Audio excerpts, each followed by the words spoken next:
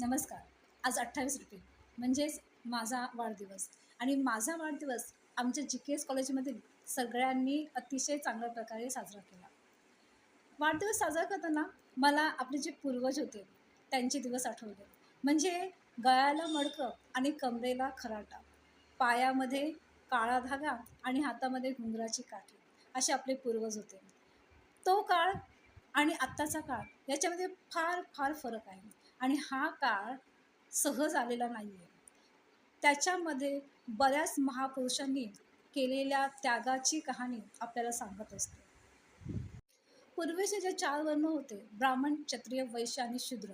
याच्यापैकी शूद्र म्हणजे त्याच्यामध्ये चांभार, कुंभार, लोहार, महार, आगरी, कोळी अशी विविध बहुजन समाजातील लोक येत होते.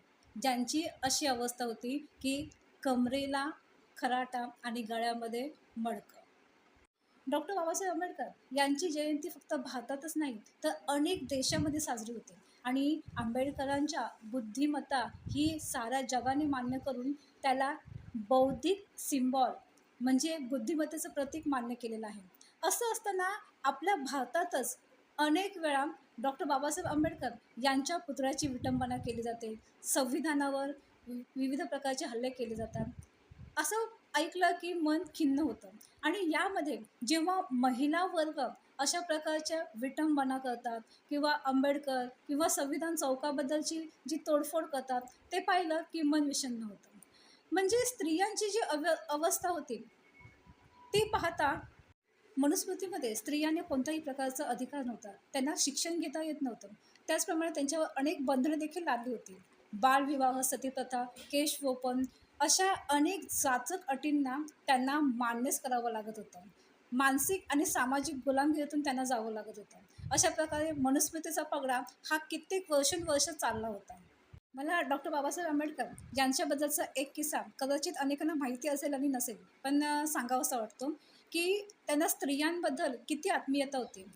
डॉक्टर बाबासाहेब आंबेडकर जेव्हा कामगार मंत्री होते त्यावेळेस त्यांनी फक्त कागदोपत्री माहिती गोळा न करता प्रत्यक्ष कामगार जिथे काम करतात त्या ठिकाणी जाऊन माहिती गोळा करून किंवा कामगारांची अवस्था कशी आहे ते पाहण्याचं त्यांनी ठरवलं आणि 9 डिसेंबर 1943 रोजी त्यांनी धनबाद म्हणजे सध्याचं झारखंड येथील भुलान बरारी या खाणीमध्ये ते प्रत्यक्ष 400 फूट खाली उतरले आणि त्यावेळेस त्या खाणीमध्ये अंधार आणि अत्यंत कठीण परिस्थितीमध्ये कामगार लोक काम करत होते.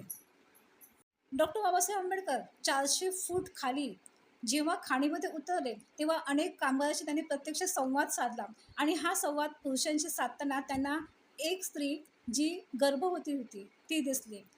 तिची अवस्था पाहिल्यावर त्यांनी तिला प्रश्न केला की बाई ग, तू अशा अवस्थेमध्ये खाणीमध्ये इतक्या खोलवर का काम करतेस?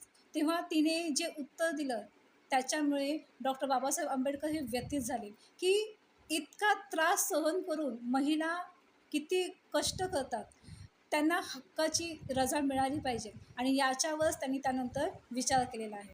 डॉक्टर बाबासाहेब आंबेडकर यांनी फक्त त्यांच्या जातीतील स्त्रियांनाच अधिकार दिला असं नाही तर समस्त महिला वर्गांना हिंदू कोड बिलाद्वारे अनेक अधिकार दिलेला आहे.